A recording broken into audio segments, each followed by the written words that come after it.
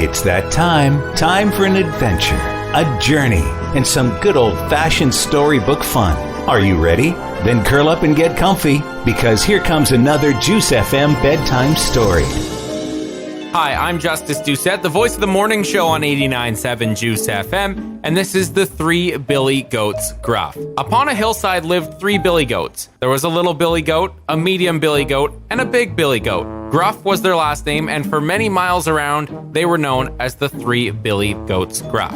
They dearly loved their hillside meadow, but it had grown bare. A bleak winter had stripped away the grass, and all that remained were a few measly green tufts scattered sparingly amongst the mud and rocks. Higher up the hill stood a lush green meadow filled with a bounty of the finest, juiciest long grass. To the billy goats, it looked simply sublime. By golly, thought the little billy goat Gruff. Look at all that luscious grass up there. I must go straight away to eat bellyfuls of grass so I can grow as big as my biggest brother. The little billy goat trotted off to the lush meadow without telling either of his brothers where he was going. Tippity-tap, tippity-tap, tippity-tap. Before long, he came across a great river. Stretching across the river was a magnificent stone bridge. But, unbeknown to the little billy goat, the bridge belonged to a beastly troll. The little billy goat had not taken more than a few steps onto the bridge when a great bellowing voice boomed out from below. "Who goes there?"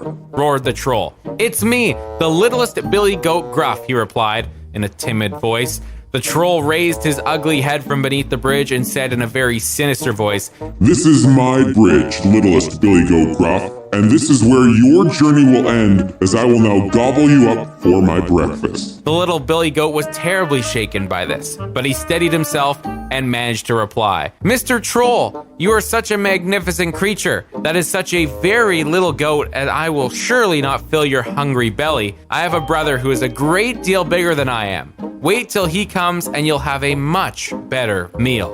"A great deal bigger, you say?" said the troll. "Oh yes, Mr. Troll." "Very well," the troll said.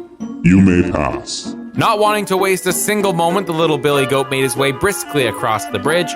Tippity-tap, tippity-tap, tippity-tap. And once he was safely over, he ran as fast as his little legs would carry him to the lush meadow and began munching on the long grass. Meanwhile, back on the barren hillside, the medium billy goat looked up at the lush meadow in wonder.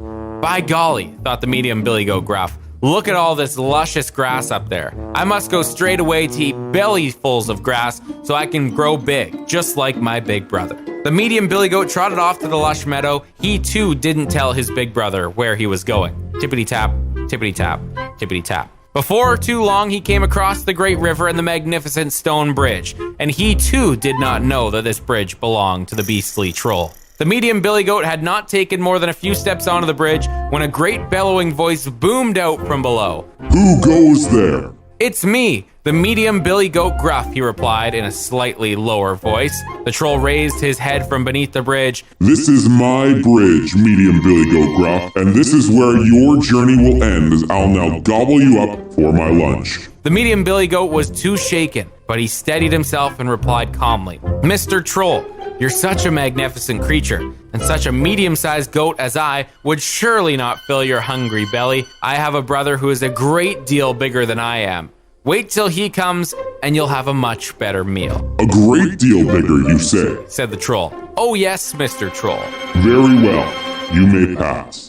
Not wanting to waste a single moment, the medium billy goat made his way briskly across the bridge. Tippity-tap, tippity-tap, tippity-tap. And once he was safely over, he ran as fast as his little legs would carry him over to the lush meadow, and he too began munching on the juicy grass.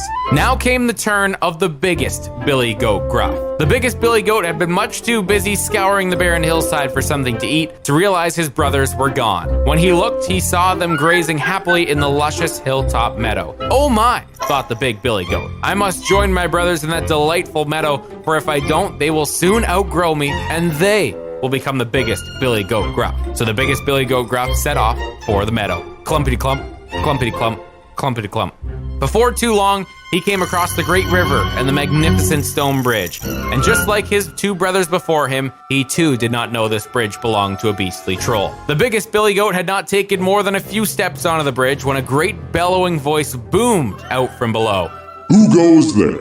"It's me, the biggest billy goat Gruff," he replied in a confident voice. The troll raised his ugly head from beneath the bridge. This is my bridge, biggest Billy Goat Gruff, and this is where your journey will end, as I will now gobble you up for my supper. The biggest Billy Goat was not shaken one little bit. In fact, he found the troll's threat quite amusing.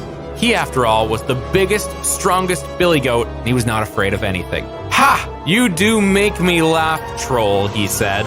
The troll, incensed by this, quickly jumped up on the bridge, let out an angry roar, and began to charge at the biggest Billy Goat Gruff. To this, the biggest Billy Goat calmly bent his front legs and bowed his head, exposing his two great horns on his head like a knight drawing his sword. Then, without delay, he charged back. Moments later, there was a mighty collision. And as the dust began to settle, it became clear that only one figure remained on the bridge. Then that dusty figure began to move. Clumpity clump, clumpity clump, clumpity clump.